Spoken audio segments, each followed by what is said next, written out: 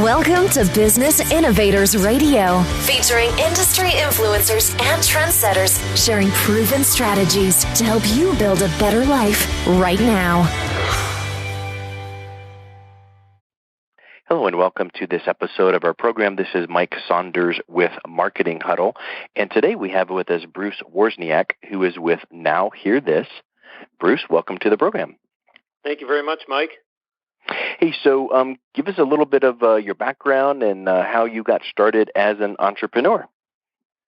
My background is primarily in public relations. I like to say communications, which would encompass media relations, public relations, the web, social media, marketing.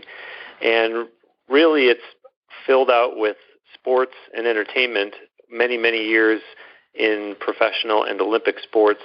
And kind of the traditional tale that you probably hear a lot of people tell you in terms of how they became an entrepreneur, which is just, I don't want to say, tired of working for someone else, but, just really found myself in a place where I was helping someone out just out of the goodness of my heart, really believed in what someone was doing and thought with my background and my skills, I could be of help to this person. And so as I did that on a volunteer basis, I started to see this pattern develop where I thought, well, I'm having some success, and this is something that can be applied to other individuals like her, so this is someone that I want to do as a business. Yeah, you see so many of those types of stories and opportunities come up where people just wake up one day going, well, I had this problem, or I'm looking around for a solution to this problem, whatever that may be, and doggone if there's not much out there.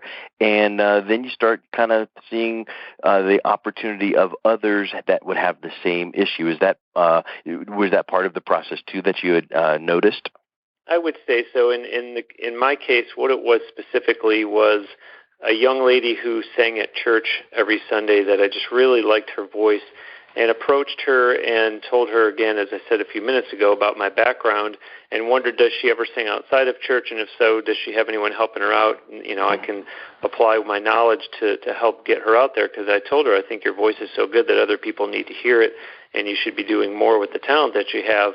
And at that point, it really becomes a case, Mike, of where you have to kind of have that delicate talk where you say, because I was immediately met with some resistance. Oh, thank you. My dad helps me out. Yes, I do sing outside of church, but my dad handles all that for me.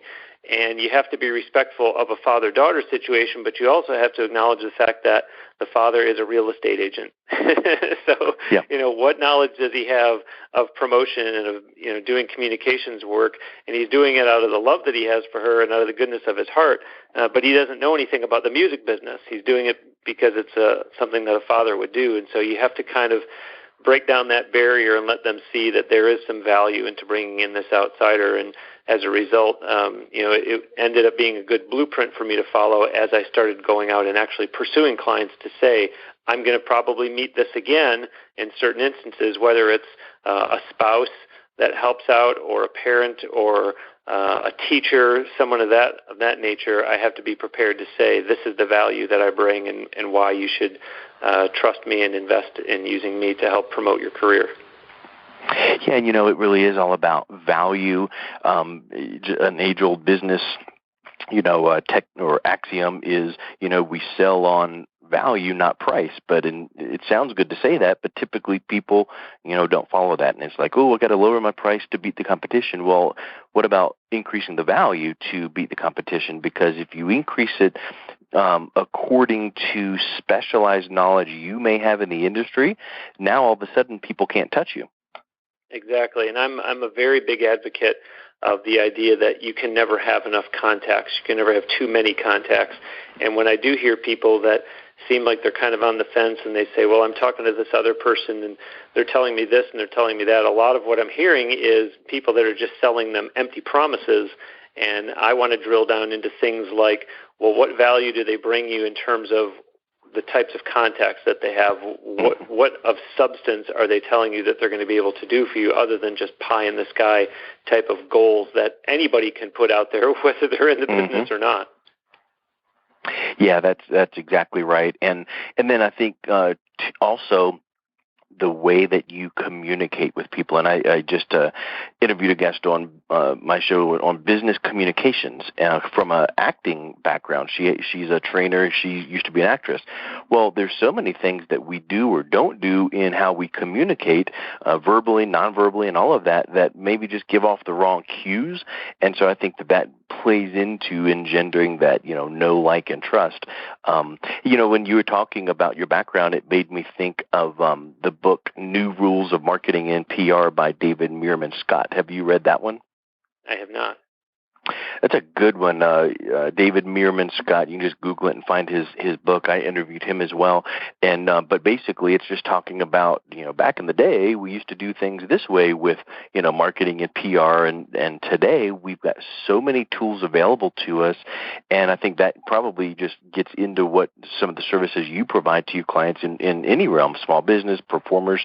But you need to have a blog. You need to have a social media presence. And more than a social media presence, you need to have a consistent social media presence, because how many times have you gone to a Facebook page and the last post was 18 months ago, and it's like, why do you even still have it up if you're not going to keep it updated? But there are those new rules and new tools of marketing and PR. Can you speak to some of the experiences you've had with those, and maybe some of the preferred ways that you have seen those used? Yes, thank you. That's a great question, and I love this topic for a lot of reasons. Number one is it's something that I make sure that I'm practicing what I preach, and I'm consistent with my social media posts, but I'm also trying to advise people, especially the young up-and-comers, that these very things that you're talking about are so important because of the perception that is going to come from outsiders who are looking at them.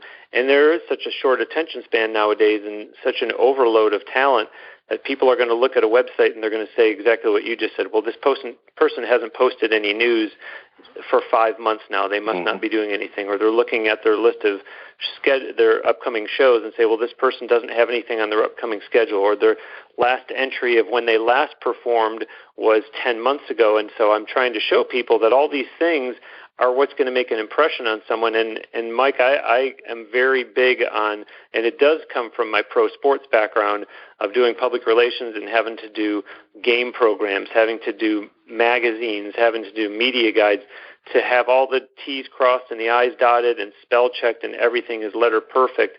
I have a presentation that I do. I just did it at a content marketing summit, telling people, what is your grammar saying about your brand? That if you do just kind of sleepwalk through it and say it's good enough, number one, that's probably going to bleed over into the way you run your business, period, if you can be that lax with your attitude.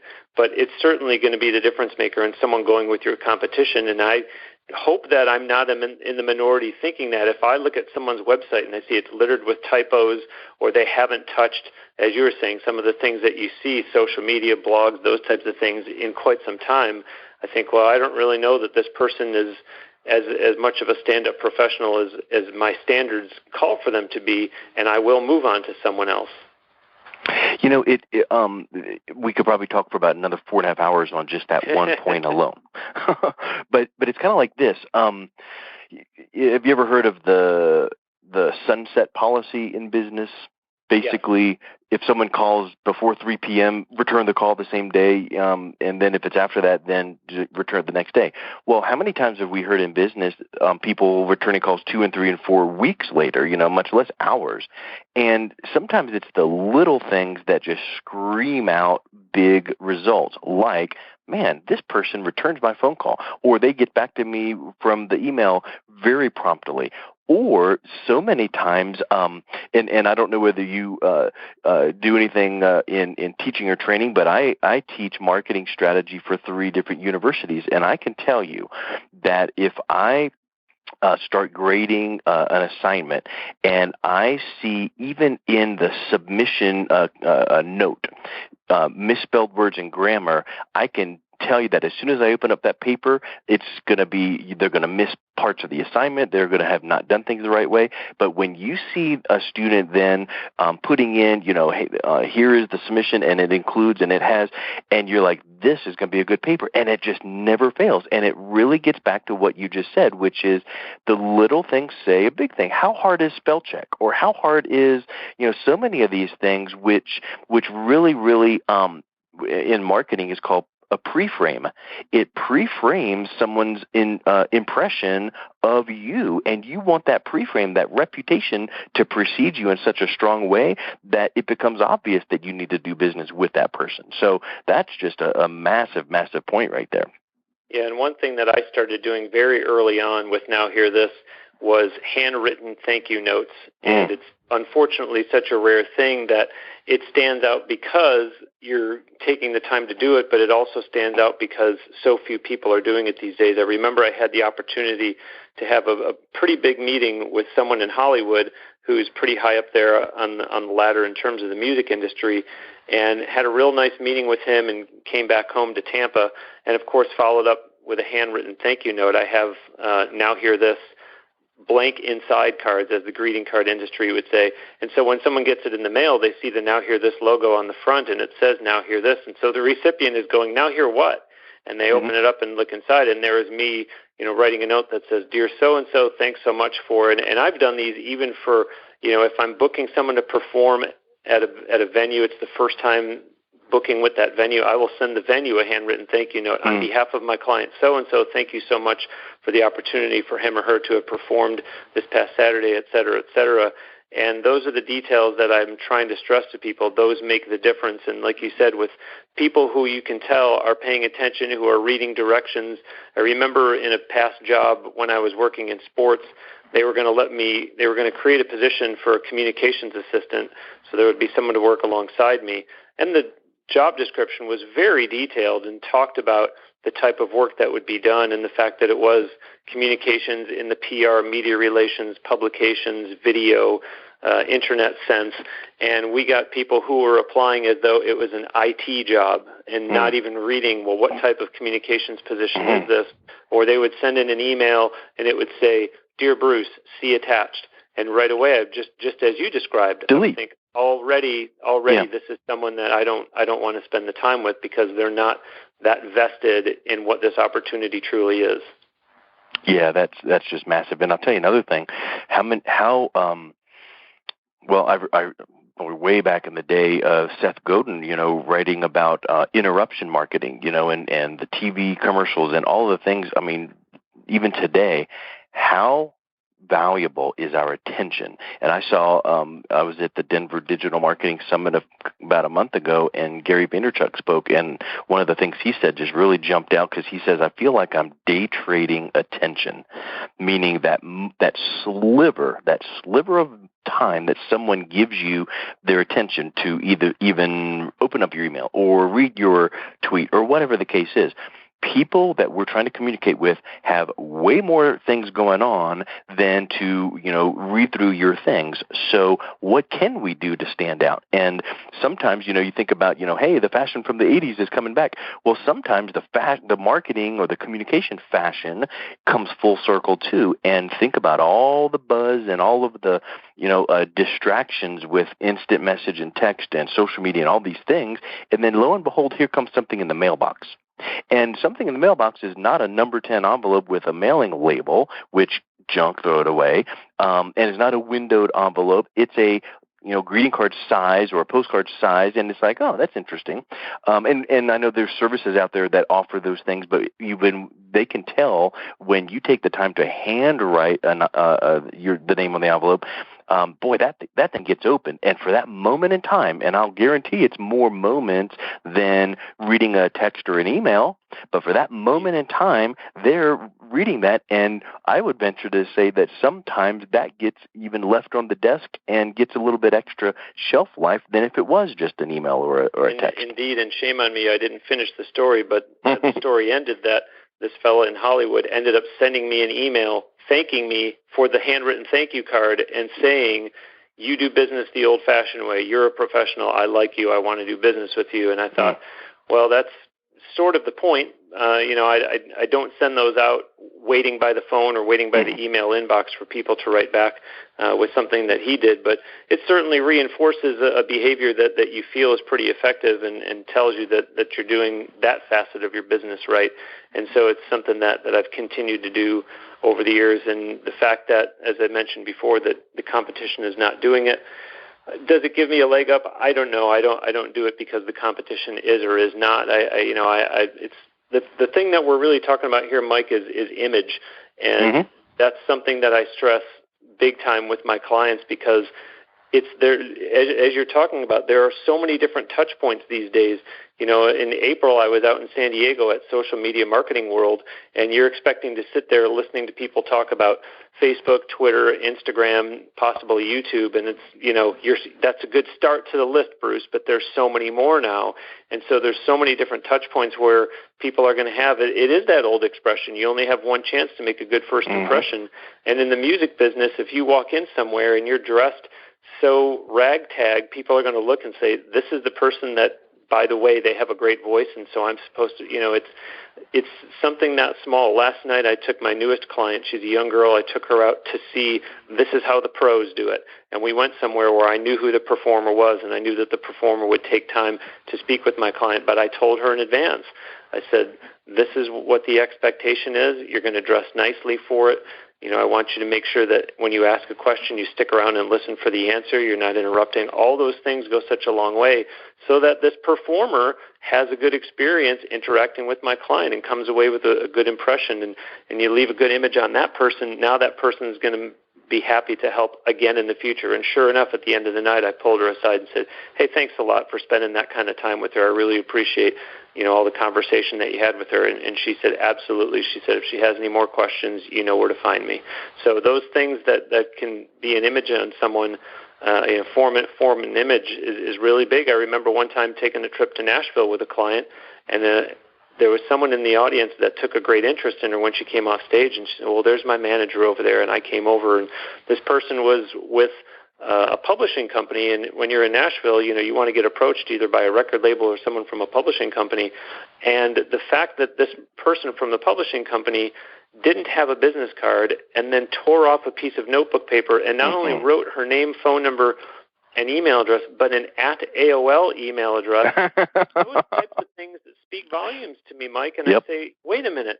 All of a sudden, I can't even focus on servicing my client properly here because you've got someone that's supposed to be a music publisher in Nashville, and you don't even have a business card, never mind that you're giving out an @AOL. Why isn't it a domain name email address? And people laugh when I talk about these things. No, that's this important. This is the presentation that I do about what is your grammar saying about your brand, and people getting an impression like that. If they get an email from you and it's @gmail.com, they're going to say, maybe this is a hobby for this person. It's not a full-time business. And, he's writing me at 7:30 at night, so he must have just got home from whatever his real job is. And that's how quickly someone can form an impression and decide not to do business with you. I agree 1,000%. And it's the little things that make such a big impression.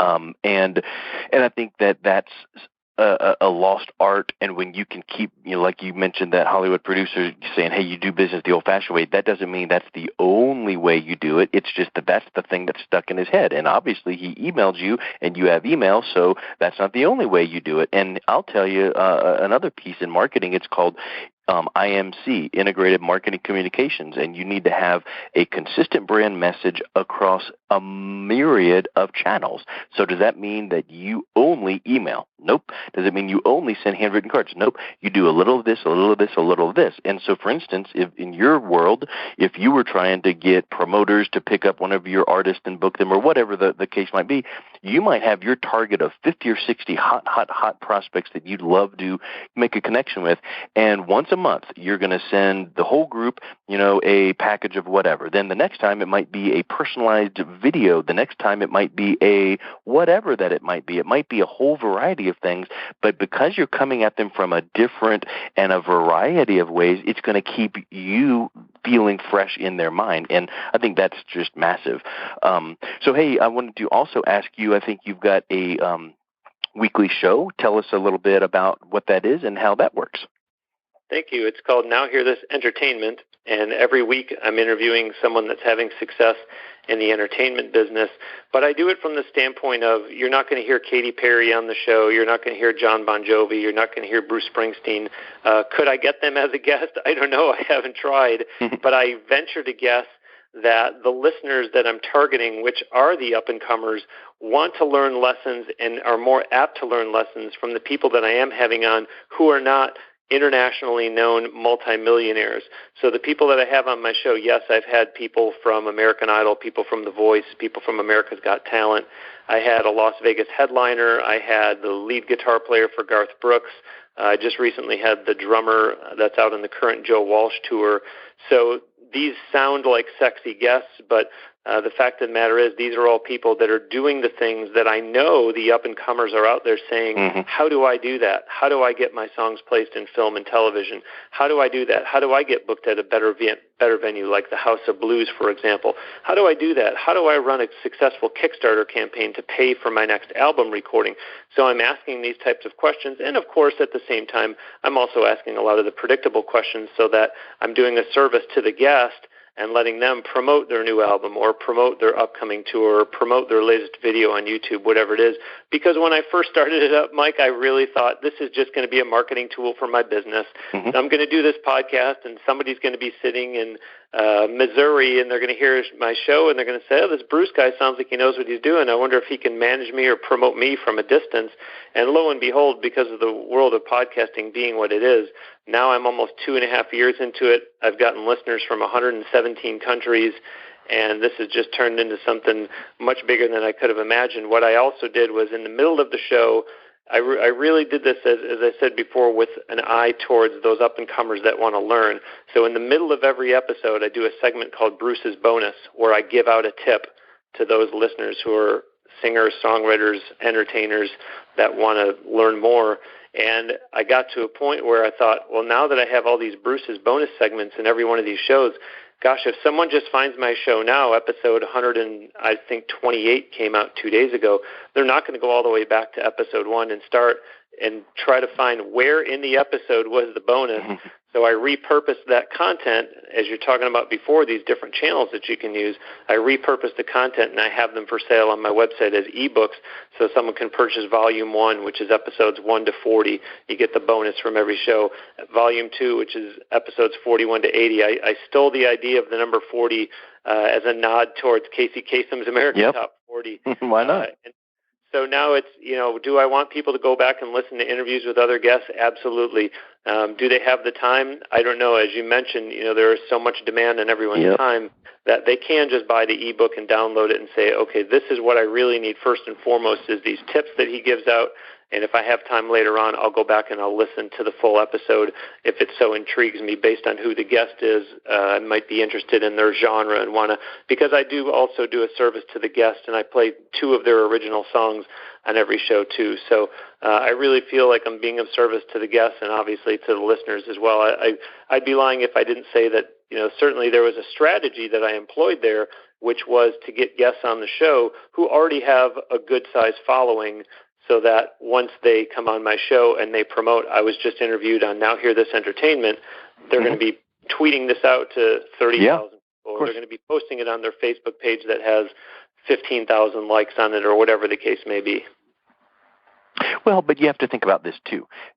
If you were a multi-trillionaire running a charity nonprofit, you could do all kinds of things without any sort of reciprocation or angle. But you have to pay your light bill and you have to put food on your table. So as long as it's not some overt, every 10 seconds, let's hear a word from our sponsor, and the sponsor is you, and you're pushing, which obviously is not the case. But, I mean, boy, there's nothing wrong with having a win-win relationship, right? If everyone is benefiting, then where's the harm in that? And I love the Bruce's bonus concept because it reminded me of how I have found I love reading books, of course, but I found that, I read books that are not entertainment books, that are business-related, so I do all the underlying and highlighting. And then it's like, okay, well, I'm going to, back in the years ago, got the Kindle, and so now I'm going to, every time I'm reading these books, I'm, highlighting on the Kindle, right? Well, then did you realize that you can go to like highlights.amazon.kindle. whatever the URL is and log in, and then your account, every single time you've highlighted something on your Kindle, it shows the book and every single highlight. Wow. So now when I want to go back through and read the golden nuggets that I liked in that book, I don't have to open up the book and flip through all the pages just to look for it. I can see it just one after the other, boom, all the highlights. And that's what you're doing with your Bruce's Bonus. Sure, they can listen to the interview, but when you go through and just say, here's these nuggets from these shows, boom, boom, boom, that might even encourage them to go back and listen to the show too. Well, and at the same time, the index at the back is a categorical index, so it will tell them agent/manager pages this, and this, booking pages this, and this, communication pages this, and this, on stage pages this, and this. And so if they're in a crunch where they say, look, I'm about to go into a business meeting, and I don't really know what it's like to go into a business meeting. I normally just sit at home and I write songs and I practice and I sing in my house, and now all of a sudden I have to be professional. They can look at that and say, okay, I just need to go to page this, and this, and just read those bonuses that Bruce gave out first, and later on come back, because like you say, the idea of highlighting is something that they're going to say, well, I'm highlighting all these, but I don't know when to apply each one. Yep. So that's why I thought it's going to be important for them to have something to cross-reference against. So if they're going into a meeting that's going to be about making a video, they can say, well, let's see, did Bruce have any tips in there about YouTube or about videos? And, it becomes an additional resource to them. Yeah, they can do Control F and search the PDF document and all of that. So I think that's really, really huge. Exactly. So what's the best way that listeners can learn more about you and your products? Nowhearthis.biz, and it's spelled HEAR. Nowhearthis.biz is kind of the home for all of this. I could give out other URLs. One would be nhte.net, which stands for Now Hear This Entertainment, and nhte.net goes right to the podcast. And similarly, brucesbonusbook.com goes right to the ebooks that we've been talking about. But nowhearthis.biz kind of encapsulates everything that we've talked about. So that would be an easy starting point. And once they do get there, there's not only links to the different social media channels, but there's links there to iTunes, Google Play Music, Stitcher Radio, SoundCloud, in terms of being able to listen to the podcast through those platforms if they don't want to sit in front of their computer and listen to it through the website, which is an option. Love it. I love you've got a wonderful, wonderful platform, and I love your approach and really enjoyed getting to know you here on this interview, and thank you so much for your time. Thanks ever so much, Mike. I did enjoy it. Thanks for listening to Business Innovators Radio. To hear all episodes featuring leading industry influencers and trendsetters, visit us online at businessinnovatorsradio.com today.